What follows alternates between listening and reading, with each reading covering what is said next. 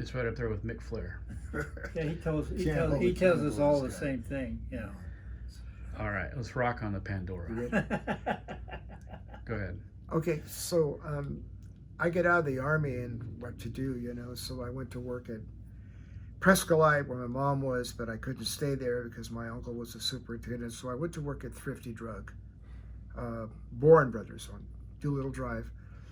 We started playing the weekends. The two guys I'd been in the Army with, Jerry Garcia, great drummer, one of the greatest I ever played with, and Carl Battaglia, great musician, inspired me to actually early on get me with the doo-wop groups and the whole scene because he was smarter and older. We started playing weekends, and then all of a sudden it got into 3 nights at this place called the Pandora that Charlie O'Connell, one of the superstars, if not the superstar of roller derby of all time, he owned it. So we start playing. The next thing you know, it's getting busy, and then we'll do 4 nights. Working every day. Boren and Brothers, I got to be there at like 8 o'clock in the morning till 3:30. Charlie wants us to play 5 nights a week, man. We just quit our day jobs. Why don't you do that? I said, I don't know, man. I'm in the Longshoremen's Union, and I'm just counting pallets at a warehouse. I got good money. I got, benefits. I said, come on, man. Well, I didn't do it. So the next thing you know, I'm working 5 nights and 5 days, and I got pneumonia. And I got it so bad that they came to my apartment where I was living and put a tent around me and an oxygen tank and everything. And after that, the doctor just said, you better make a choice. So I quit my day job, started playing at the Pandora 5 nights a week. It was great.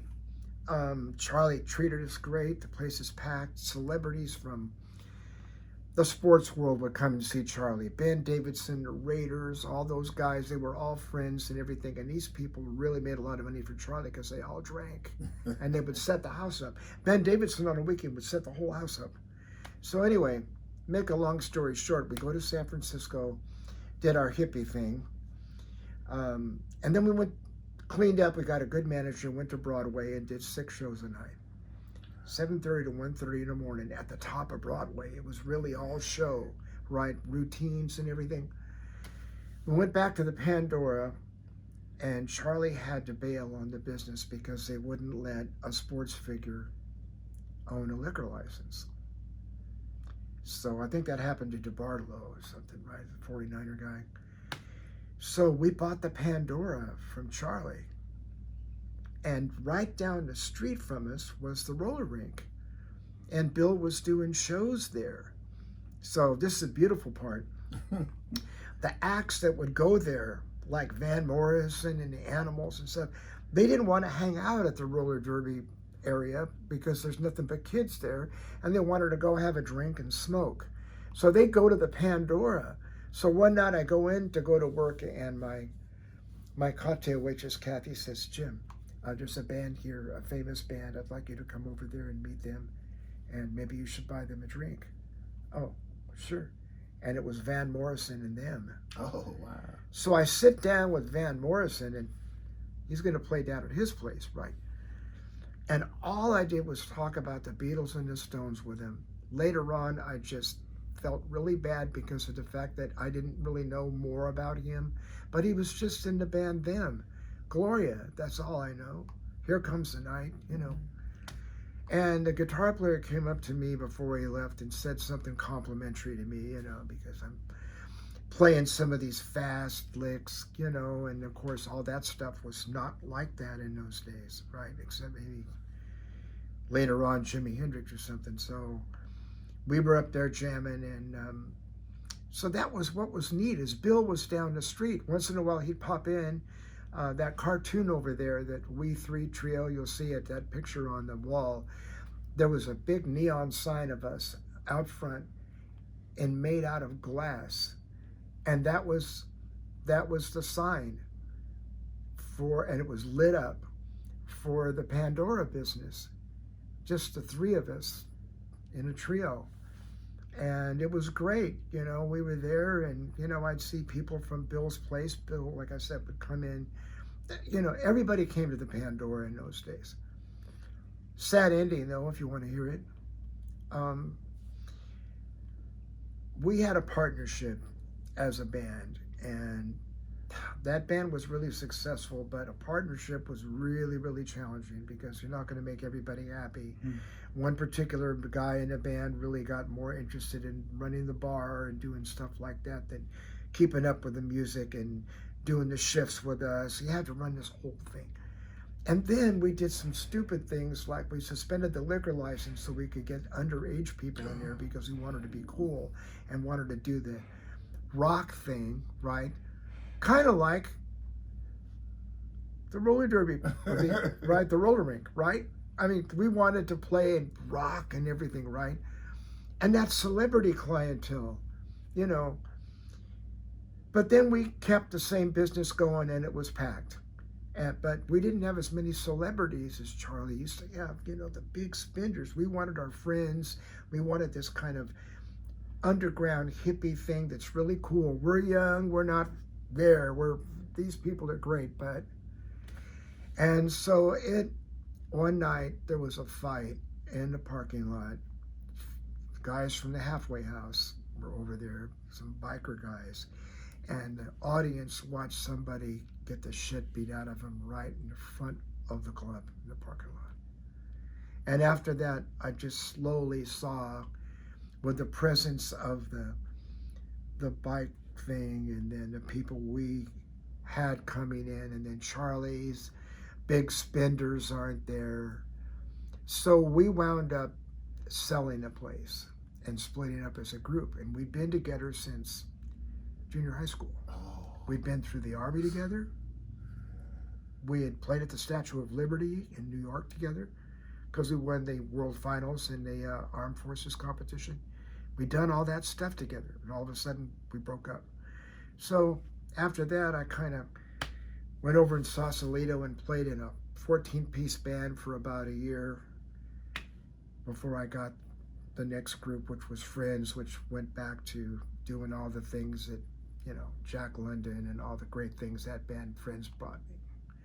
So we'll get there. Hold on. Just so I can remember this. Pandora was what years? What years did Charlie O'Connell own it? And he was married to a Bay Bomber too, right? No, he wasn't. No, I can tell you because he lived right next to me. Did he? Yeah, in my apartments when I did the dances at the roller rink, I lived up on the hill. Charlie O'Connell was right next to me, and he used to fight with his girlfriend in there all the time. Yeah. There was no wife. They were always fighting. His wife got murdered. Yeah. His wife got murdered. She had went to Altamont, and she was divorced from him, and they were doing all kinds of, they were fighting then, and then he fell in love with a cocktail waitress, Vicky. They were always fighting. And they were always fighting. I can tell you. I lived there too. And, you know, but he was the only really superstar in roller derby. There was nobody like Charlie O. Yep.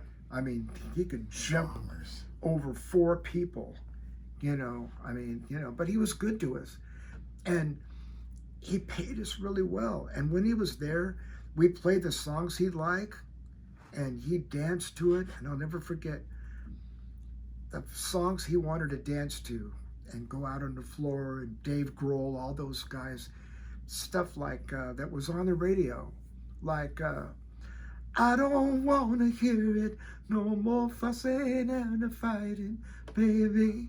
Hold me tight. Reggae kind of things that were underneath it. Johnny Nash. And then he'd like a Henry Mancini tune that I played on the guitars about. He just loved the music, and he treated us great, but we were never as great without Charlie. I think working for him, the place was just, but when we bought the club, the whole town was there. I mean, all my teachers from high school were there, and there's a picture of me in that book holding the Pandora, the chamber welcomed us. We were the only band in the Bay Area that ever owned their own nightclub beside the Casuals. Wow. What years? So what years did Charlie owned it? When? When did you buy it? When did you close it? I think we owned it from about maybe 69 to maybe 71. I don't remember exactly the dates because it's been so many years ago, but there's books in there. There's those little nightclub magazines that we were on the cover, the dates on there. Okay. I know it was earlier because I was out of the roller arena by 68, so I guarantee you it was earlier. Yeah, probably. But the thing is, you're recording this, right? So, Yeah. Oh, so you know, when you have Oh, somebody, you wouldn't have said anything. no, so when you have somebody in a partnership like we had with the We Three Trio, which was really a successful group, we were playing San Francisco, man. We were playing at the top of the mark over there, right? Just three of us. But when you start having problems internally in the band, and so what's the next chapter? Well, I've been with these guys all those years, so I felt kind of lost. So I joined a 14-piece band, and you know, it was great, but was no money in it. So I got in with this other band, Friends. Okay, hold on. Okay.